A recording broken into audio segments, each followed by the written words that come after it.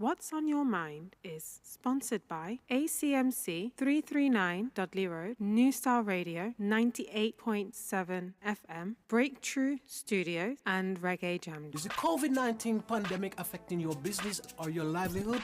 Are you struggling to pay your pending and current bills? Then you must listen very carefully. Premium advertising will expose your business to thousands of people instantly by using both digital and terrestrial radio and a wide range of social media platforms to get your business out there and start making money. It is that simple, so don't delay. Contact us to advertise your business on New Style Radio 98.7 FM, www.newstyleradio.co.uk, and all multiple social media platforms. Our highly trained digital marketing team will create a bespoke digital marketing strategy tailored to get your business up and running and making money in no time. Don't delay, call us today. Our team is standing by.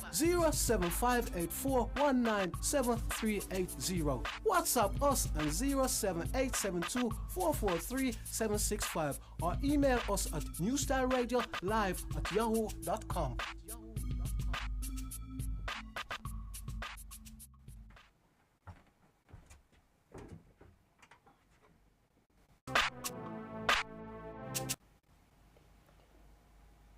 Good afternoon. How you doing? Welcome to another program in the series of What's on Your Mind. I am Carl.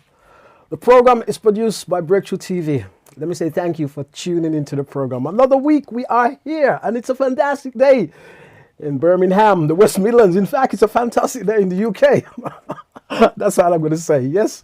Let me say thank you for tuning in. Don't forget, this is a live stream. I'm broadcasting to you live here and direct from our studio right here in Birmingham. I must say big thanks to our guest we had last week, Mr. Maynard Brade. Big shout out to you, sir. It was good having you in the studio. We had a great chat. We had a great laugh. This week, I've got my very special guest, and she's here in the studio with me. She's a wonderful lady. Her name is Andrea Maynard Brade. How you doing? I'm fine, thank you. Welcome to Breakthrough Studio. Thanks for having me. Yeah, how's your day been? Oh, a bit hectic, but that's my usual thing. I'm busy, always busy. Are you busy? What do you do? Well, at the moment, I'm just doing a course. I'm on a course, a 12-week course, digital marketing course. Yeah. So that took up my morning. So that takes up my days, Monday, Tuesdays and Wednesdays. Yeah. And then I had to run to Birmingham to drop off some information to one of the agencies. And then I had to come here. So I had a busy day. You had me busy running around. You're not going to blame me for that. Yeah, I am. I nearly cancelled on you, joking. Let me say welcome to, as I say, welcome to our Breakthrough TV studio. It's good having you. Yeah. Just relax, don't be nervous. I will be. I am more nervous than you. I'll just swing my foot if it's nervous. all you got to do is relax. You know. So what do you do? What is your profession? What do you do? Well, I work with women who suffer domestic abuse. Okay. That's the main thing I do. I support women because I actually set up my own CIC. Okay. But obviously since lockdown, it's been a bit dormant. We've not really been doing much because obviously a lot of it is about one-to-ones, workshops, and each year we do a retreat, and we have social events for women every year. But since the lockdown, obviously we haven't had one. So the first one will be back in October, end of October. Okay. We used to have it in November, but we're trying to now gear it around Black History Month. Okay. So it should be the last week of October. And how long have you been doing that? I've been doing the CIC from about 2016. Yeah. And but Surviving Queens with the events with the women, that started 2018. Yeah. And how do you find it? I find it very rewarding. Yeah. Because, you know, it's nice to get the women all together so we can socialise. Because we'd book maybe a restaurant and we'd all get together, socialise, have some entertainment, obviously music, and obviously food, because, you know, how we love our food. So food's got to be involved in it. So, and then the women, then we can just all talk and liaise with each other. Yeah. And the women also will speak about their stories, because really majority of the women who are invited, they are women who maybe have been abused or been abused or survivors. Okay. So we give them the chance to tell their stories. And how many women do you see?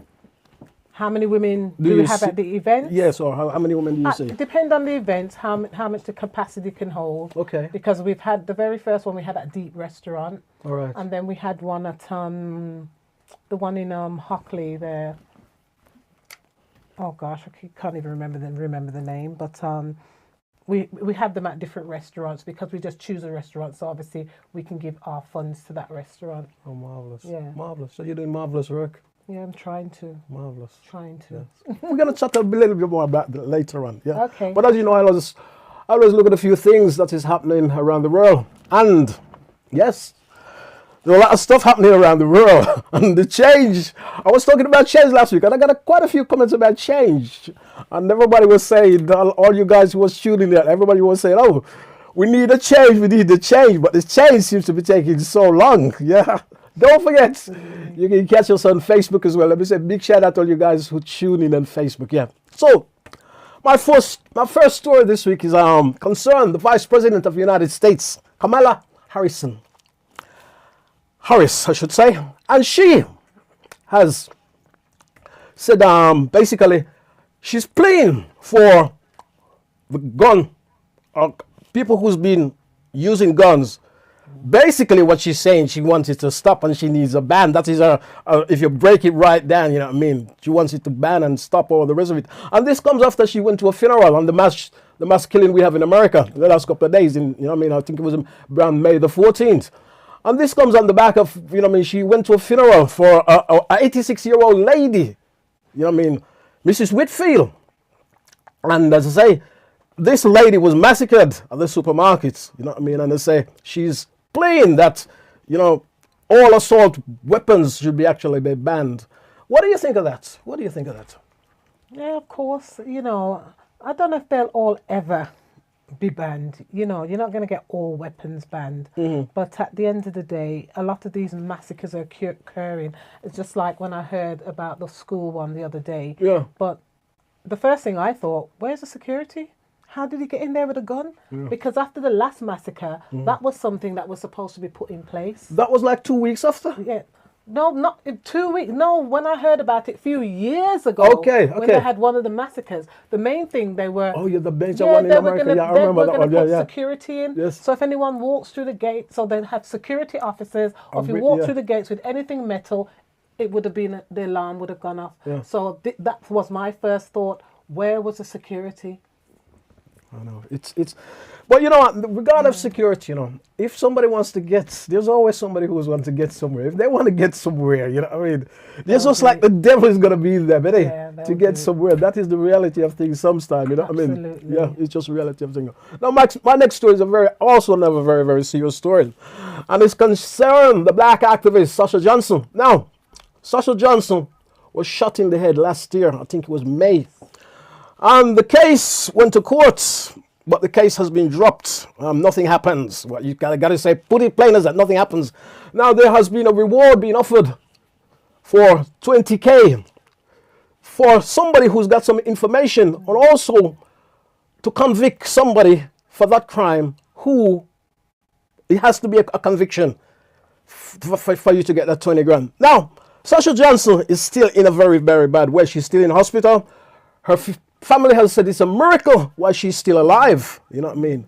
And the detectives and all the people who's investigating this case has actually said they've come up against a wall of silence. Now, a wall of silence. You look at that young 28-year-old woman and this thing that she stands for. You know what I mean? And all the people she had in that organization with her and how they was going. And there's a wall of silence. There's a wall of silence. My days. Makes me wonder sometimes. Don't forget to like, share, and subscribe. Now, let me go to Jamaica. You know what I say? Jamaica. Now, Jamaica caretaker councillor Lennox Hines has been killed. And he was killed on Marcus Garvey Drive over the weekend. Now, apparently, he was driving in his white Honda CRV, and two motorists came and opened up fire on him, killed him. And as I say, another person was also injured in that criminal activity, you know what I mean? So we say big condolence to his family and his friends and his loved one. There's a lot of stuff going on out there, you know what I mean? So it's one of them ones. And I think as well, probably somebody, the way the riders escape, you know what I mean? Somebody would have known somewhere, or somebody who would have known those riders because of the way those riders has escaped. But I'm going to tell you about escape in a minute, because let me move in again. The Prime Minister of Jamaica, so Andrew Holness. Now, Andrew Holness has said he is surprised at crime in the rural areas. Places like St. Elizabeth, the rural areas, crime is actually coming in there big time, and they're actually terrorizing people. And talk about terrorize in Red Hills over the weekend. 9 people were shot in Red Hills over the weekend. 1 died. And the mere fact, a couple of people, these people was playing a game. You know, you're playing a game, you're having a game, and they was having fun, and they was playing a game. And you get gunmen came in, and they shoot up a lot of these people. I think there's only one, as you know what I mean, one are dead. They shoot up a lot of these people. And the other thing about this as well, they have to know these people will come in actually, because these people was doing in alleys and corridors and all the rest of it. So they know how to get their way in, and they know their way out to do something like that. So, but the Prime Minister says he is surprised at the amount of thing that is happening going on. I think when you are a Prime Minister sometime, I'm not going to say this about Holness, because I don't expect this from Holness. I'm not going to say he's out of touch, but sometimes makes you wonder. Talk to me, Andrea. Talk to me. Sometimes you got to wonder. Well, at the end of the day, even though a lot of things are going on in the other areas in Jamaica, where they will say where the lower areas in Jamaica, it's all about money, isn't it? It's a money thing, isn't it? Yeah. So when something is going on, you don't know what's going on. It could be drugs, it could be money, it could be someone stole something from someone, and it's revenge. You know, they just want. It's about money, isn't it? And then it could be someone from the lower areas coming in. Yeah. And targeting the people who are in. Yeah. But you got to point into some. Yeah. You got to point into because you know, people are starving, people are suffering, and they need money to survive, and that's the thing. Yeah. So maybe that's why they could be targeting them because of that. Yeah, you don't know. You got a point, but there could be a whole lot of different reasons. I mean, there's a whole lot. Political. I sometimes got my own reasons. Yeah, but there's a whole political. Whole lot of some. But you see, what annoys me about that is when you see something like that. When you see like children, you know what I mean. Yeah. I don't say protect your children. Yeah. Or when you see somebody come and open fire, not in this particular case. When you see somebody come and open fire on children, you know what I mean, and killing children. Do you think you can't say that it's about money or what is that about? That could be a mental health issue. It could be a mental health issue. You just don't know. You know, because like you said, why did they go into that school and kill all them children? You don't know what's going through that person's mind. You know, he could be mentally disturbed. You just don't know. Why would he do something like that? Or what they're taking. Just taking people's lives. I mean, when I say what they're taking, a lot of people take things anyway that does something to their mind. Yeah. I've said that many times. Well, that's true. It could be on drugs. You don't know. Could be taking drugs. I could say this many times. Someone could have upset him. You just don't know. There's a lot of things that triggers people. Mm-hmm. You know, we could talk forever about triggers. You understand what I'm saying? I understand what you're saying. We just don't know. Yeah. Obviously, they've caught that young man, haven't they? Yes. So hopefully they'll be doing some psychological, stuff on him and whatever. So I don't know. There's just there's not one answer. Yeah, sometimes but we see this. He could have had a bad childhood. You don't know. You see this so many times though, don't you? In different. It's not, I mean, like I checked last week when I did this show. Up until last week when I did this show, there was 189 massacres in America within this year. Now, a lot of people don't know the figures. Yeah, but because you don't hear of all of them. Yeah. You don't hear of all of them because I didn't know there was that many. It's ridiculous amount, isn't it? Yeah. And so you're talking about something like, you're talking about every other week or every month. Yes. Yeah. Yes. So Anyway. something's happening. Yes. Something's triggering them. Put it that way. Anyway, don't forget to like, share, and subscribe to the program, guys. I got to tell you this because we need you to support the program more. Yeah, so when you hear me keep saying this, we need you to say, ain't that right, Andrea? Yeah, that's correct. Yeah, we need you to support the program more. Yes. Absolutely. Anyway, now this is another story which I'm going to South Africa for this now. And oh dear me, this is just so, you know what I mean. Now, an Afrikaner, in other words, a Caucasian South African, has actually killed an African woman, and he says he has mistaken her for a hippopotamus. Did I pronounce that right? Hippopotamus, something like that. The animal is hippopotamus. The animal you see by stream. Oh my gosh! Now, you know the so-called Afrikaners, they think still they're ruling South Africa, so they still got with their racist attitude and do crazy things like this. You know what I mean? And they expect to get away with it. How can you kill an African and say you mistake her for a hippopotamus? Yeah. Hippopotamus. Yeah. Yes. And he's, thank you, Andrea. It's not funny. And he's been charged and he's in court. But we're going to see what the outcome of this is, which is absolutely disgusting and ridiculous, you know what I mean? You know, and as I say, it's just one of those crazy things that you see, you know what I mean? Because they think they can still get away with things like that, you know what I mean? They're the what you call the ethnic people there. If you want to talk about ethnic people, they are the ethnic people. The Africans are the majority, you know what I mean? And they still expect to get away with their racialist motive and their racial crazy things, which they actually expect to get on with, yeah? Don't forget to like, share, and subscribe to the program. Now, my next story. Now, this is sort of, how do I put this one? Now, when a lion is sleeping, never try to wake him, baby. Big youths. Yeah, big youths say that. In other words, when a lion is sleeping, never try to wake him. Now, in Jamaica, a zookeeper was messing around. I gotta call it messing around. And he actually stick his mouth, his fan.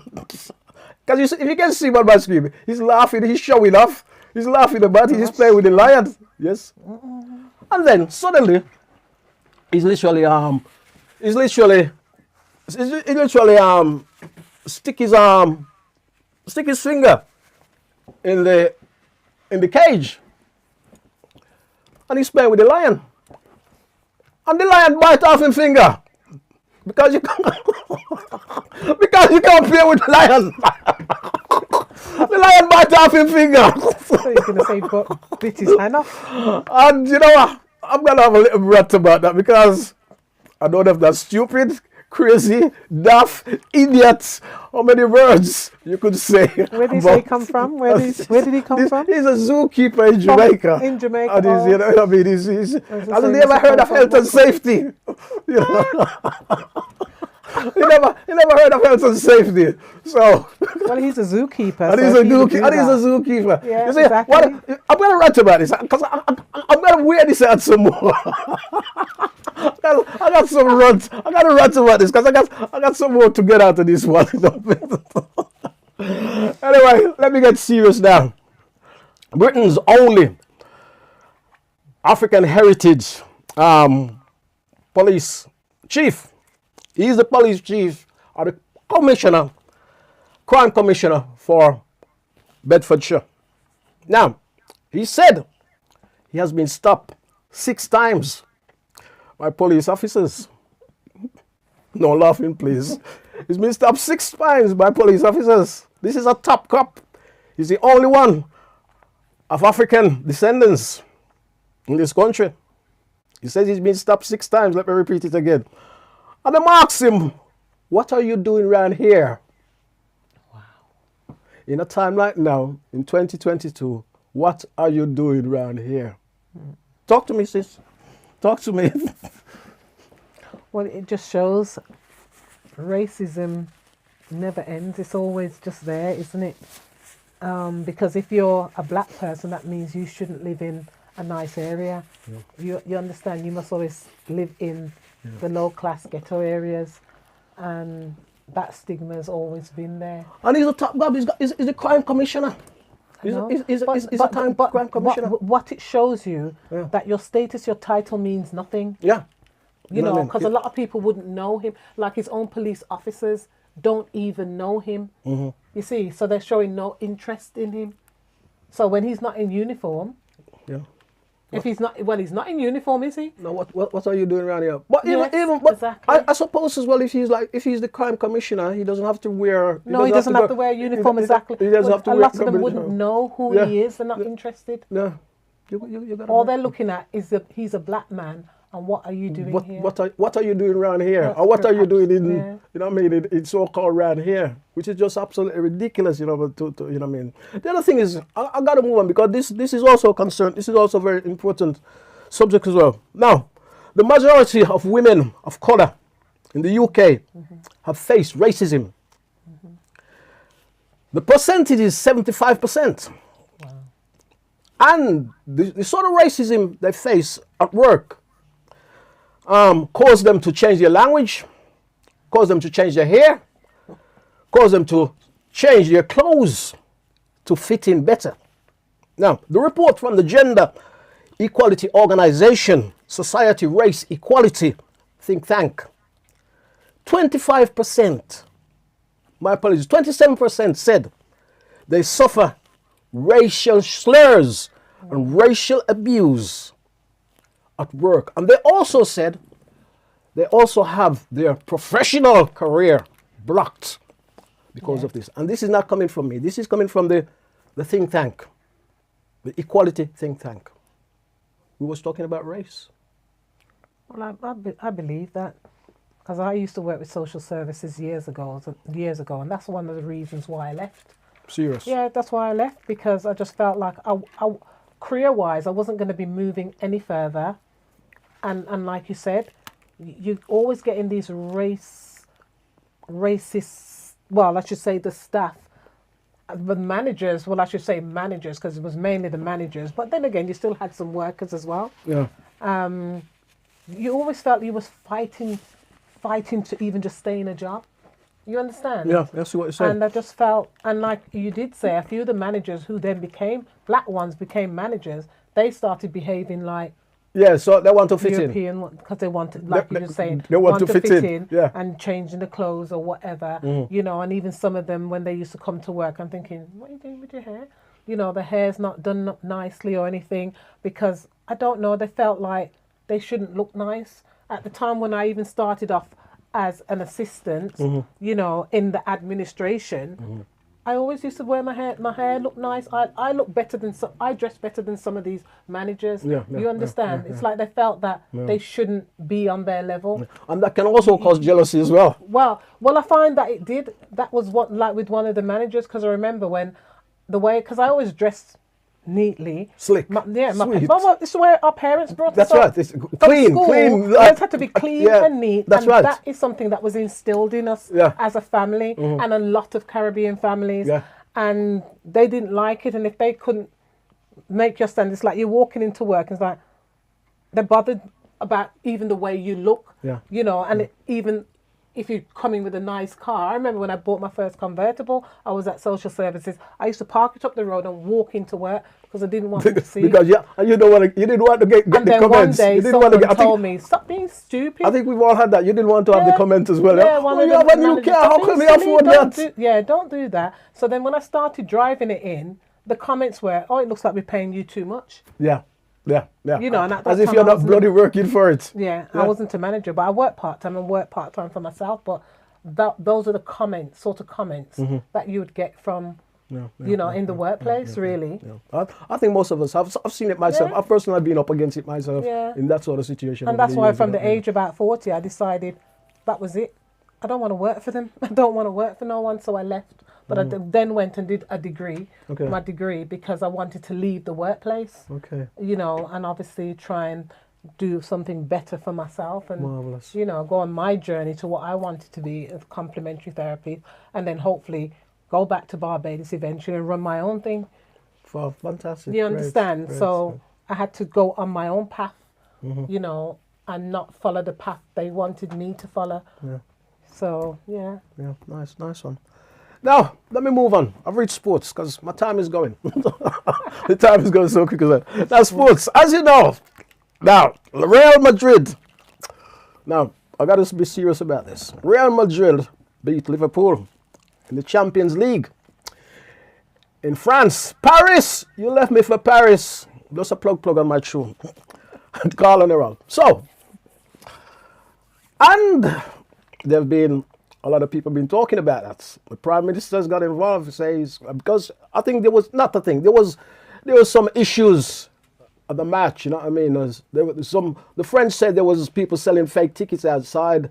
Some people was climbing the fence. The police use a lot of tear gas, so the whole situation is being criticized by, you know what I mean, different groups. Liverpool wants an investigation in what's happened there as well, you know what I mean? And we hope things will sort out, because we see that sort of thing not even in France, but we see that more again, you know, from the bad old days of football. It seems the bad old days of football is raising its head, and a lot of people say the French organization was, you know what I mean, was too overpowering, you know what I mean, and say English fan was actually tear gas and all that sort of thing, you know what I mean. But my main, after all that, now the man you see on my screen, his name is Junior, and he plays for Real Madrid, and he scores the goal. Now, let me take my glasses off. He scored the goal. Now, he hasn't sort of been, you know, if you score a goal to win a match, you're up there, innit? And they'll put you up there. Now, this man ain't being put up there. It's like nobody's taking notice of him. Even we notice this, because we do broadcast, so we notice this. I mean, a lot of people won't notice this because they don't do broadcast, but this is what we do, so we notice this. And you think like they sort of really recognize him. I don't know if it's because some slight little background sort of racist program going on there. So when the cameraman goes onto him, he goes somewhere else. As soon as the cameraman gets onto him, they go somewhere else. They interview the goalkeeper. Yes, they never interview him. Now the goalkeeper cannot win the match. The only way a goalkeeper is going to win a match is like he stopped the penalties if it's a penalty shootout, or he gets out of his goal and go and score down the other side of the pitch. That's the only way the goalkeeper is going to win a match. Now this man who scored a goal and win the championship, I know it's a team game. Everybody's going to tell me it's a team game. And win the championship, he doesn't seem to get the credit or enough credit. So we wonder, is there some underlying issues going on there? Food for thought. Big food for thought. His name is Junior, and he was a fantastic player. He did great. But I don't think he has got the recognition. In fact, they run around and talk to a lot of other players who never play such important role in that match. So, as I say, we can see this thing because this is what we do. Don't forget to like, share, and subscribe to the program. You laugh at me. That's right. Like, share, and subscribe. Now, my next story, going on to entertainment. Now, Heart Radio presenter Yasmin Evans. Yasmin Evans she was attacked. She was punched. She was knocked out in a brutal attack over the weekend. In fact, it happens on Friday. And she was being, you know, she rejects some people trying to move in her, you know what I mean? Their advances. She rejects these advances. And 4 men actually start fighting her. Wow. And they knock her out. She's back at work now. And she's asking, she's appealing to people to come forward, you know what I mean? And bring those information so those criminals can be caught. And Yasmin used to work for One Extra as well, you know what I mean? So she's a well-known presenter, you know, fantastic lady, great-looking lady, you know what I mean? And we hope some justice will come out of those crazy people that knocked such a young lady out. Yeah. Don't forget to like, share, and subscribe. My next show is Bob Marley. Now, Canada. Big shout out to you up there, Canada. Now, The Bob Marley One experience goes up north, and Canada is up north, isn't it? Yes, my history lesson told me that, and my geography lesson tells me that. So Canada is up north, and the Bob Marley experience comes to Canada. In fact, it goes into Toronto in July. And it's unseen photograph of Bob Marley that you've never seen before. Pictures of Bob Marley. It was in London. It was in Jamaica. It came to London, and it's moving around the world now. So we say big shout out to you. And it's in Canada. So it's in Canada in July. So if you're in Canada up there, go and check it out. Plug. Yeah? So that is a good one. Now, my next one is, now, the Jubilee, the Platinum Jubilee celebration. Now, that starts tomorrow. Yes, from the 2nd to the 5th. And it's celebrating the Queen for being on the throne for 70 years. Now, the lineup there's quite a few lineup. They're the regular people. There's Sir Elton John. There's Brian May with Queen. And there's also one of my favorite lady, Alicia Keys. Now, Alicia Keys is there, you know what I mean? And also, Nile Rodgers, Craig David, Mabel. All those ones are there. Now, I gotta say, there's no reggae artist there. Wow. There's no reggae artist there. And there's no soca artist there. You can't have a party without reggae and soca. Well, I definitely won't be going. Yeah, you haven't been invited. Well, I wouldn't go to that. Oh, is that around the Jubilee? The Jubilee celebration. No reggae artists, no. No reggae. What do you think about the no reggae artists? There again, discriminating. They're discriminating. So there's no reggae band there licking out some reggae tune, ain't it? That was what we said, licking out some reggae tunes. Maybe the Queen don't like reggae. Yeah, but she's been on the throne long enough. I got to defend her here, right? Let me defend her here, because I don't think she was the one who actually put this program together. You know what I mean? So she wouldn't be the one who actually put this program together. But the Queen around has been long enough. She's been on the throne for 70 years. So reggae has come about within that time. From ska to rocksteady to reggae. Absolutely, so soca. So those music has always been around. With her period of time, and I'm sure her children, or her grandchildren, or even her children had moved to that beat of reggae over the years. Well, maybe they didn't have a say in it, like you said. Yeah, so it's the people who actually puts that together, you know what I mean? Yes, yeah, organised. Yeah. Don't forget to like, share, and subscribe. Let me move on. So, as I say, it'll be a fantastic weekend with that Jubilee celebration, I'm sure. And there's my favorite artist, and she's there. That's Alicia Keys. Alicia Keys also comes to Birmingham next week, so she'll be very, very busy. And I know actually a few people who's actually going to see Alicia Keys in Birmingham next week. So as I said, she's my favorite. I call her. You see the way she plays the keyboard, the piano, and the way she stands in there and plays the piano is actually fantastic. Also, Mabel's also at that celebration. Mabel is the daughter of Nina Cherry. Does anybody remember Nina Cherry? It was Mabel's the daughter of Nina Cherry, and she's also at the celebration. And I said there's quite a few artists at the celebration, so that's one you can also check out. But we still want reggae and we soca. And the legendary Diana Ross also comes to town. Diana Ross is also touring. She should have been touring when the COVID was on, but that was cancelled. So, you know, nobody can tour in the COVID. And I think she actually comes to Glastonbury as well, you know what I mean, after that big show. So that would be interesting to see such a legendary lady comes to town as well. And I say she's also at the Queen's celebration, that kicks off, I think, it's Saturday, those big concerts outside Buckingham Palace. And I haven't been invited either, so, but then again, you know me. She says to me, no, it's not that. I wouldn't go anyway because I'm scared of people. Yeah. Oh, are you so used to lockdown, are you? You know, I'm scared. Yes, I'm so used to lockdown. I become scared of people.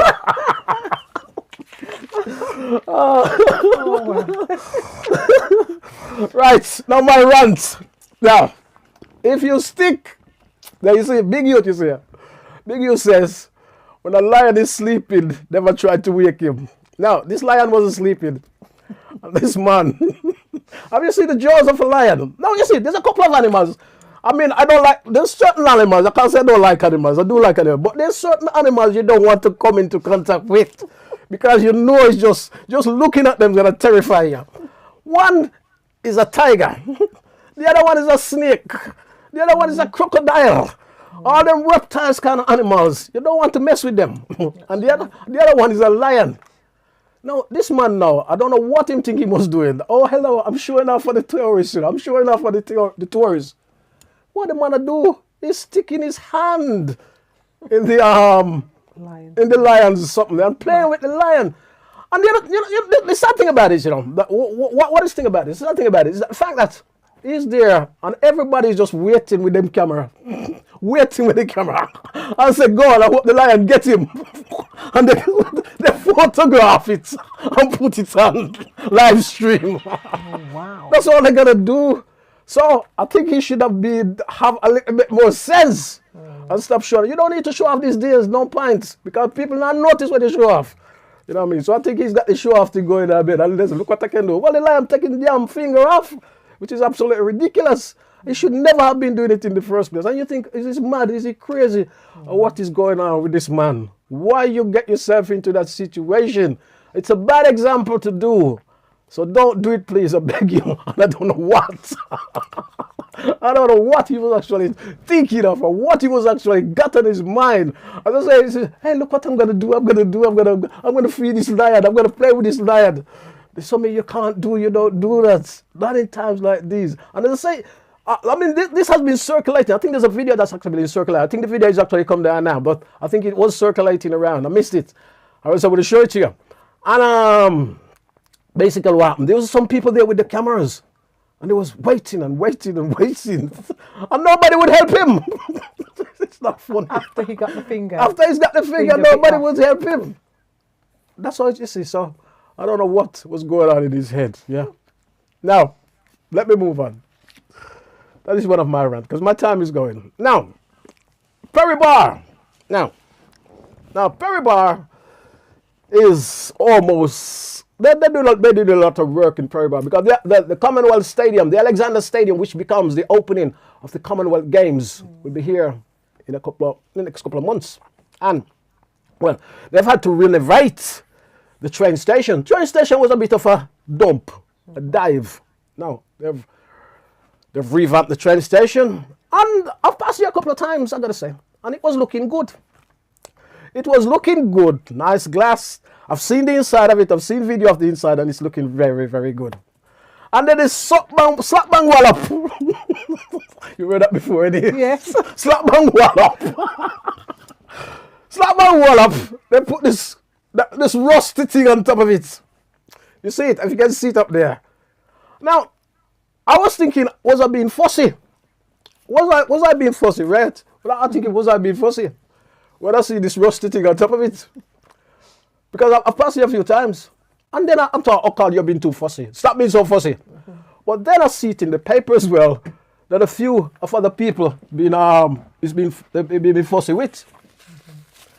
A lot of people say it's been they've been fussy with. And I just thought it's got a lot of rust on it. And then certain people says, oh, suddenly in one of the local paper, they say it looks like a rusty tea bag. And then a couple of people said to me, Carl, it looks like a container. Somebody has just dropped a container in the middle of Perry Bar. Now, I gotta say, I don't know if I'm sort of in the sort of, you got some of these new age architects, innit? It's a bit like the library, like the main library in Birmingham City Centre when that was first opened. Everybody goes, ooh, what a sore eye. You know what I mean? I don't know what Prince Charles would say about this, but I know Prince Charles is very good at talking about things like this. But I say, and when I saw it, I thought, you having a Commonwealth Games and a lot of people is coming here. You want something to look really nice and really crisp. If you go to Paris and you see the tower, you say, wow. You know what I mean? Yeah. You see what I'm saying? When you see the Eiffel Tower, you say, wow. So we want things like that. We don't want things where people say, you look like a rusty tea bag. So guys, I'm not knocking our city, and I would never do that. But it's the reality of things. Don't forget to leave your comment on the screen and let us know what you think. Don't forget to like, share, and subscribe. Andrea Maynard Brade, yes. Talk to me. What would you like me to talk to Tell me about what you're doing or whatever. You tell me you was ill in some time. Tell us a little bit about that. Yeah. What happened? Just before October, I started to get some pains in my back. Yeah. But it was like trapped wind, Yeah. and I just couldn't shake it. Yeah. And no matter what I did, I just couldn't get rid of this pain. Yeah. So my cousin Deborah suggests that I go to an acupuncture, which I did because the pain. Well, I wasn't really taking painkillers then. The doctor wasn't really doing much to help. When I was rushed into hospital in emergency, they literally sent me home without really doing many tests. They didn't do a scan or anything like that to find out what was actually happening. So what they did, eventually, when I went to the acupuncturist, that the pain started to ease a bit. Yeah. But then it would come back. Then I had a scan booked. Well, this was October. Then I had a scan booked for the 11th of November. And when I was rushing to hospital, I'm sure it was either early October, late September. I'm not sure. I can't remember the exact date. So it was at least a good 3 weeks to a month before I had this scan. You know. So when I went and had the scan, they said they did 2 scans, MRI, and they said they can see some abnormalities. And I'm thinking, what on earth is that? You know, in my mind, I'm thinking, God, have I got cancer or something? Because they were saying they could see something, and they need to rush me to the QE. This was at the Manor Hospital, because I live down Walsall side.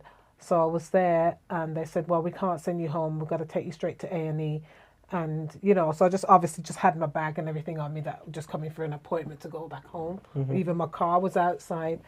And then eventually they said, can anyone come and sit with you? Which my youngest daughter came, Camila came and stayed with me because my son and my other daughter was at work. And when she was there with me till they put me on the ward, well, more or less till they got me up to the ward. And then I obviously had different drips and stuff on me to keep my body stable because my blood pressure was high. I always kind of suffered with the high blood pressure on and off. So that was high. So they had to just stabilize my body. And they just said, well, don't move. Just try and keep yourself as still as possible. I ended up being in the Manor for 7 days because they needed to really transfer me to the QE. Wow. Eventually, they transferred me after 7 days. This was supposed to be an emergency, but there was no bed, every day, no bed. So eventually they did transfer me to the QE. They ran their own tests and had their own scans and stuff again. And what they found was an aneurysm, like on my right side. And they said that obviously they would have to remove it because obviously it was growing. Do you know what? Let me ask you, what is an aneurysm? It's like what really, is it's it like really? Really, I mean, it's like viewers it's like when you know got like say for instance, you get like say one of your arteries and the blood starts getting stuck. It just blows. It gets bigger and bigger. It blows up. Okay. It's like it becomes like a balloon. Okay. If that aneurysm bursts, that can kill you straight away. All right. So that's why they were being cautious, keeping me still and stuff like that for the 7 days. Eventually, as I said, when they moved me, and then I just had to wait now on a day where they could operate. Yeah. Because obviously they've got people lined up to operate. But if an emergency came in, my operation then was put back, which it was. Yeah. I ended up being in hospital for 5.5 weeks. My days. But after the operation, eventually they did it. Was it the 4th or something of December?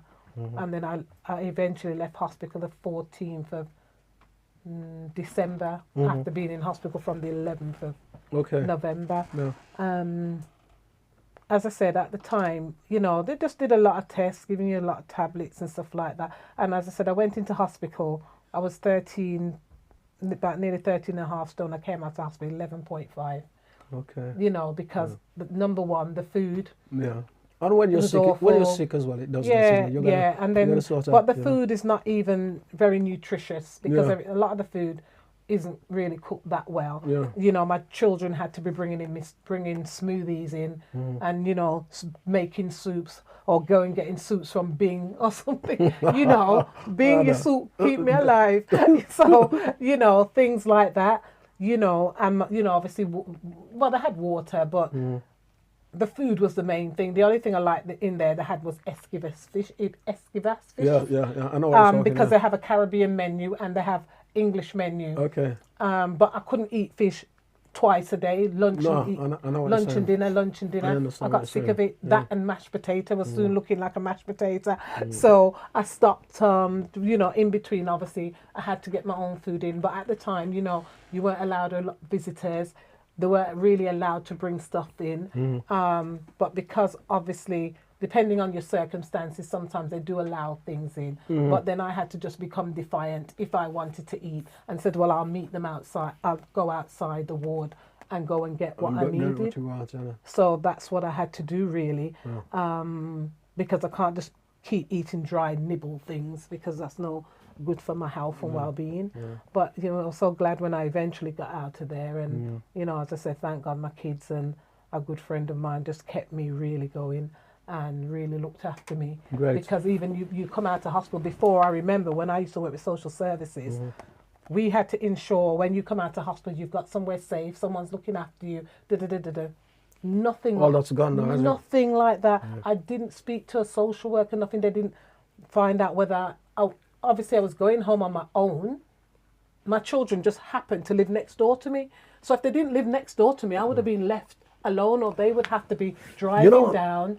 And I found that bit really, that was really bad, really, because I could have been anyone else, and you've got no help, nothing. But as I said, I'm just lucky I had my children and a good friend of mine that was helping me to get well. Marvelous. And thank God I'm here today to tell the story because, but thank God the surgeons were brilliant. I'm not going to knock the surgeons, they were really brilliant.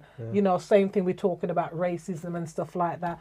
In the hospitals, it's terrible with some of the nurses. Serious. Terrible. Till even some of the black nurses can't even speak up because they would get themselves in trouble or they can't seem to be talking to you too much, or too friendly with you because, the way they were all carrying on. It all depends on which staff nurse was at work that day, whether I was able to, someone to go and get my food and bring it up, or if I had to be defiant and just go, I said, well, I'm sorry. Well, she said, we can't stop you. But the thing is, if I was when I was in the ward, when you find on the wards, if you're a smoker, you can go downstairs all the time.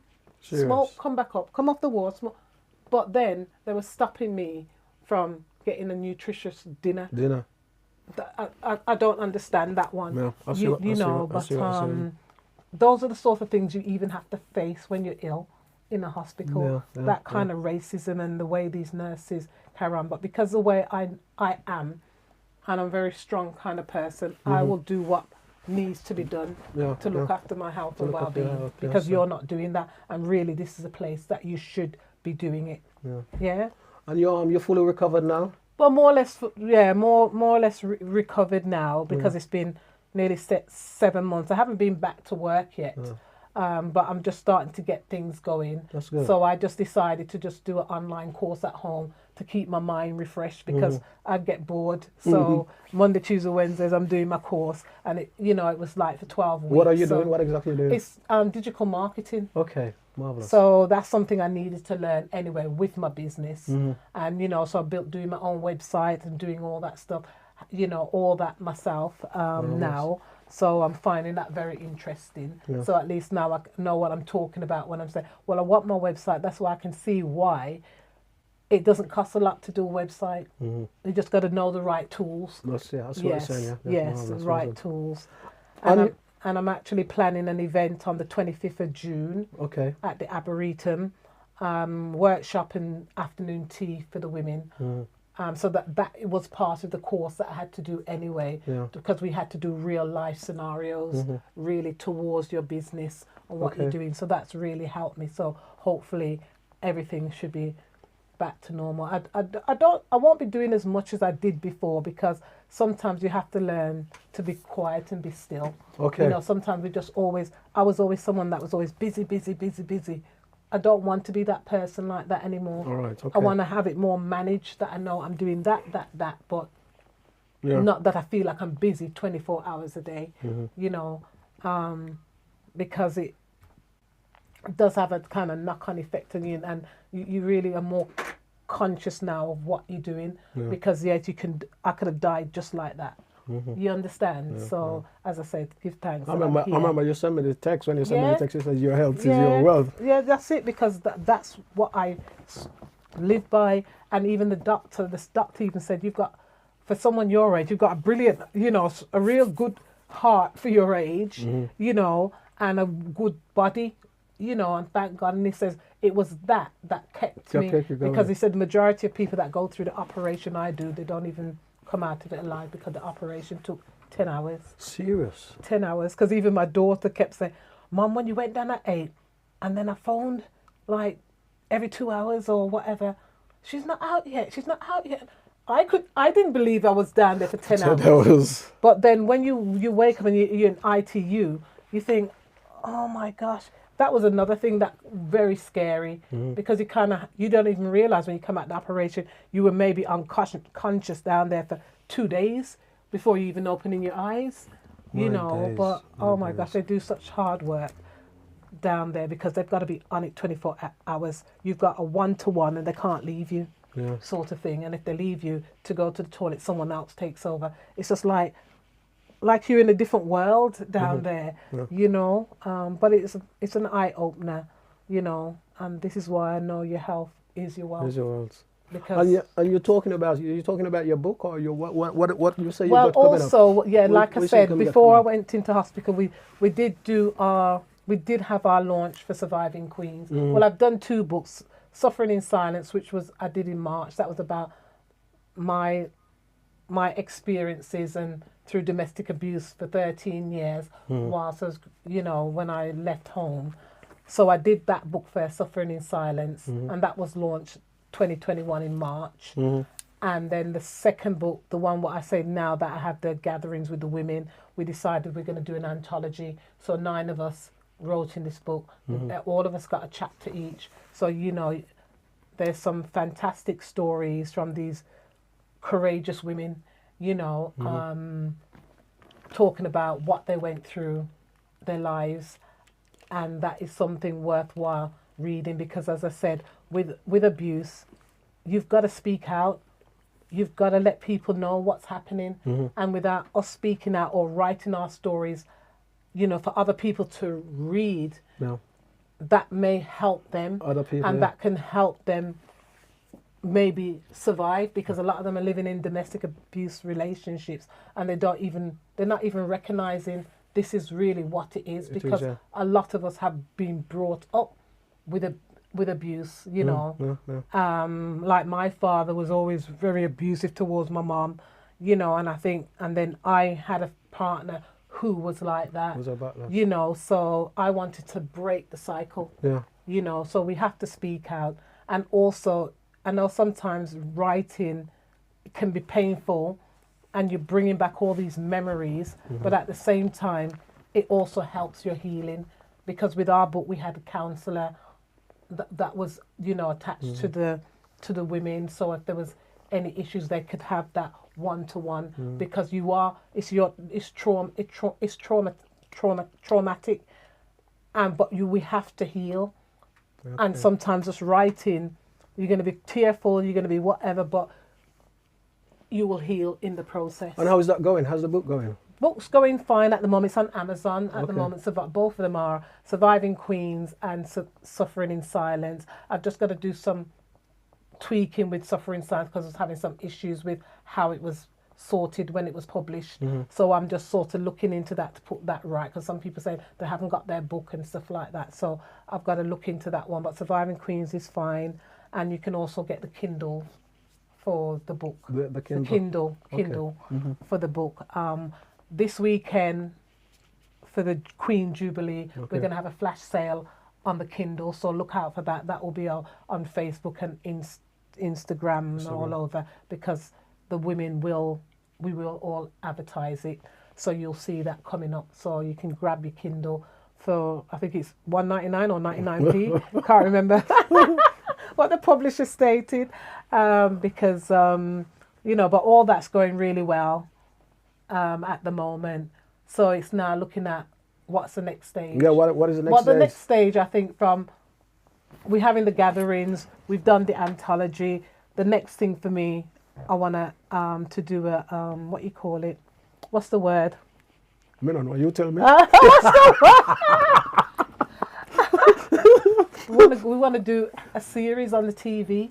Yeah. So documentary around the stories. You can around, go back. You can you go know, back to it could be a Breakthrough. documentary. You can go back to Breakthrough TV. Yeah, it could be a play. I don't know, but we want to do something like that. That's the next stage. I would like to see it in a documentary, even like the mini series of the stories. Yeah. You know, of the women. I think that would be really good. how many- I need someone who's going to take on that challenge. Yeah. How many of you guys are actually In the anthology. in the anthology? There's 9 of us. There's 9 of us. Yeah, there's 9 And how of did us. you all met? Just your experience of Then most of us met through when I set up the group called Surviving Queens. Okay. And we were having the events and stuff, or they've either been to a retreat, they've been to an event. As a matter of fact, I've actually got the book here. And that's how we got together, really. And also Maureen Worrell, who edited my book, she became part, she's got a chapter in the book as well. And so there's 3 in London, and the 5 of us are in Birmingham and 1's in Tanzania. Okay. Is this the first book you wrote? Or have you, No, have you my always very written- first have book you was always called, been- well, the very first anthology I was in was called Pain to Purpose. How did you get into that? How did you get into that? I got involved with that when we met a lady called Ava Brown, Yeah, I've heard and of her, she's kind of put that to us because obviously she knew about the stories and the domestic violence we've been through. So she said, well, why do you think, ever think about writing a book? So the best thing to do is do an anthology, be in an anthology, which was a chapter we had to write each. And I took part in that. That was about 2018. And then we did one called Inspirations, another one called Inspirations for Women from Women, which was a lady, trying to remember her name now. She sourced women from all over the world to be in that. So we did like a poem, a chapter, but she wanted 360 women. So there was one per day for each for the year. 365? 365, Yeah, yes. 365, yeah. So we did that. The launch was in Australia. I actually went to Australia. Serious? Myself and Maxine Palmer Hunter, we kind of represented the UK. There were some UK writers, but we went to Australia. How did you find Australia? I know it was I on found it really nice. Serious? Yeah, I would actually go back. It's long lovely. flight, though, isn't it? Listen, don't even talk about the flight. I always say, if I ever went to Australia again, we will stop halfway in Dubai or somewhere, spend a couple of days, and then move on. Because it was 24 hours. That was 24 hours you were because flying. obviously I think it was 3 planes we did. My days. Yeah. Oh gosh, that was taxing, but we did it. But I would definitely stop off Marvelous. a couple of different countries and then go to Australia just to have that rest. Yes. But it was not. Yeah, it was really nice. Great. But I would actually go back. We made a lot of friends. As a matter of fact, we did a TV thing out there. We went on the radio station in Australia. Everyone just loved us. Fantastic, That was a brilliant experience, actually.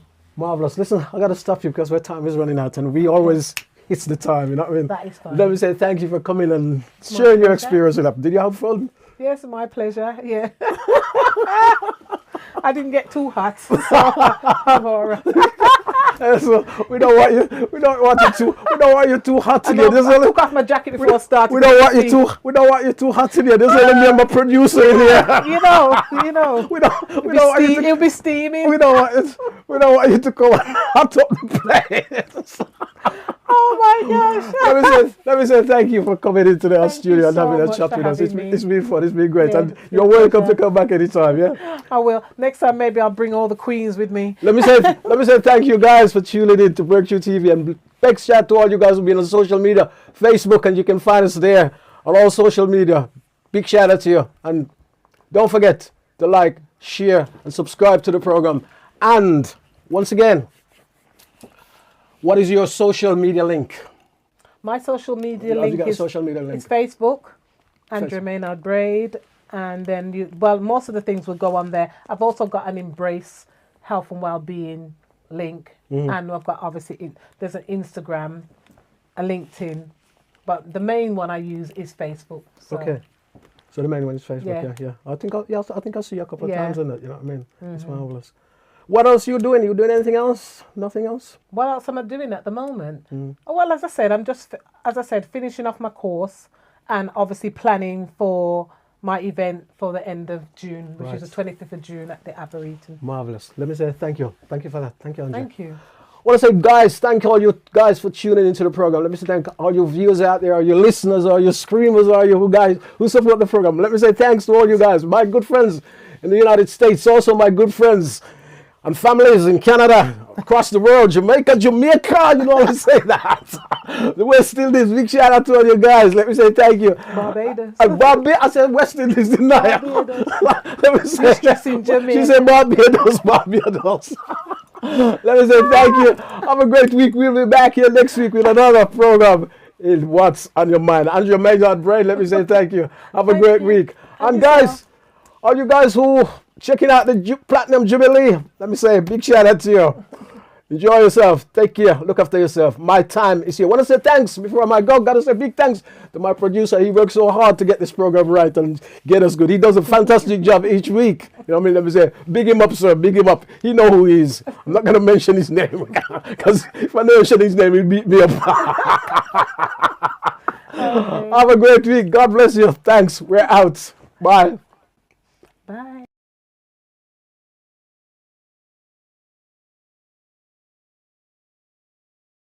FM, Breakthrough Studios, and Reggae Jam Jam. Planning an event? Do it professionally. Please contact Breakthrough Event Management Team and get everything under one roof for both indoor and outdoor occasions, birthday parties, bridal and baby showers, anniversaries, funerals, backyard BBQs and more. We offer a video and photography service, marquees, decoration and a PA system to hire, with popular new style radio DJs spinning old and new school hits. Please contact 07584 197 380 and book all your catering needs with Reggae Jam Jam catering service on 0787 244 3765. And remember, do it good and done.